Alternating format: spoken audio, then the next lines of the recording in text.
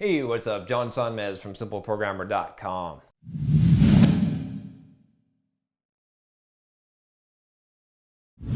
So I got a question here. I'm going to skip down to the question part. This email is from Brian, and Brian had a couple of questions here that I thought were pretty relevant.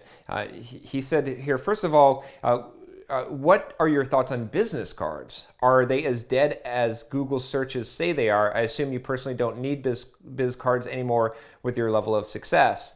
And then let's address that question first. So as far as business cards go, I would say that it's kind of a weird thing, right? So people always still ask for them when I go to conferences. There's a whole V card thing, and you can email someone or send their contact information. But there's something nice about having a physical card. I think still it makes it easier to make that connection because you can just hand that out. Whereas if it's like I remember there was this app called Bump, and you could bump phones together and it would like transfer. But that never worked. I've never done that in the wild, right? And I can count. I've got a whole drawer full of business cards I've gotten from people, and I've contacted them from that, but I can count on my fingers the times that I've actually exchanged electronic details with someone at a conference or some kind of event. So I think business cards are still relevant. And even, it's funny that you say, Brian, well, John, you don't need business cards anymore. I go to a lot of events and no one knows who I am. Sometimes I run into people, but in a software development conference, sure. But I don't just go to software developer conferences, right? When I go to I went to this trafficking and conversion summit, or I went to a Tony Robbins seminar, I'm meeting people that are other entrepreneurs, and they don't know, they're not in the software development field. They don't know who I am. So I do need a business card, and it does help to pass that out. I could say, well, open up your phone and I'll text you, and but that's it requires a little bit more work, right? It's more friction. So I do think that business cards are good, and you can make a good impression with them, and it's something physical, right? If I could, honestly, having physical stuff is still the best.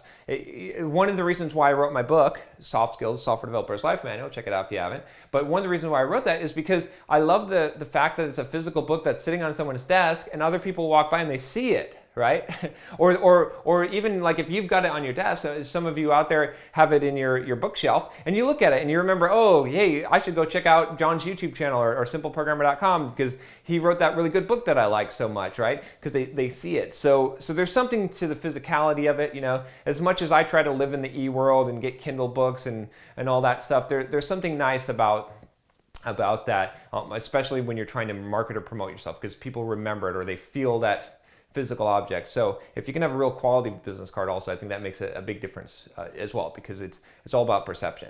So and then I'll get on to your second question. Actually, I remember your second question. It was basically, you asked about job sites like Gigster, or there was another one that you listed here, TopTal.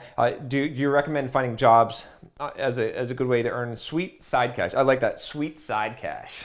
Let's get some sweet side cash, man. Anyway, I don't like that so much because, I prefer inbound marketing, right? If you go out there, you're competing. I don't like competing. Competing is bad, right?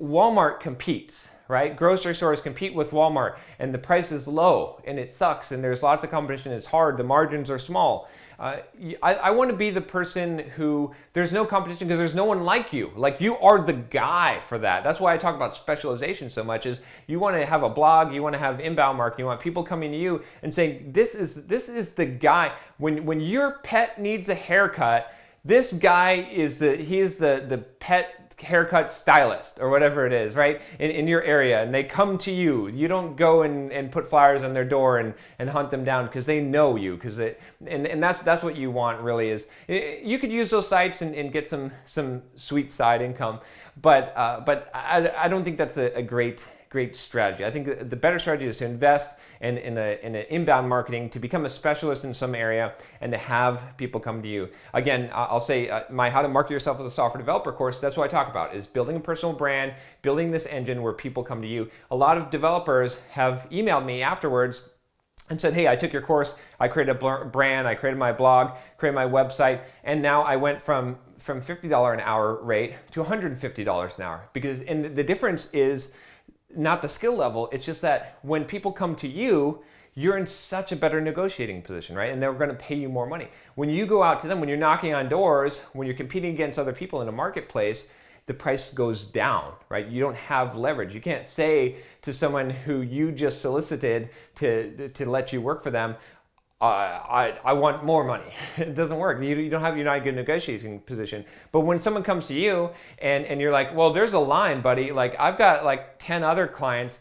I'll tell you what, this is what my rates are now. And if you want to get in line, I'll be happy to help you. I'll do the best that I can.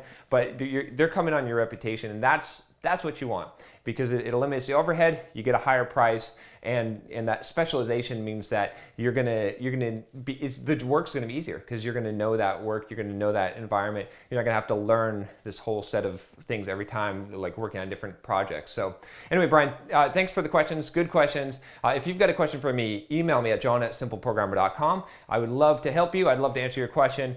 And also, I just want to remind you, I did a little bit of this, but if you want to send me a video question, go ahead and do that as well. I did a few of these. You send me a video and I will play your video and answer your video. It goes without saying, if you send me a video, I have the right to publish it on this channel. So that's disclaimer there. Anyway, if you like this channel, subscribe to it, and I will talk to you next time. Take care.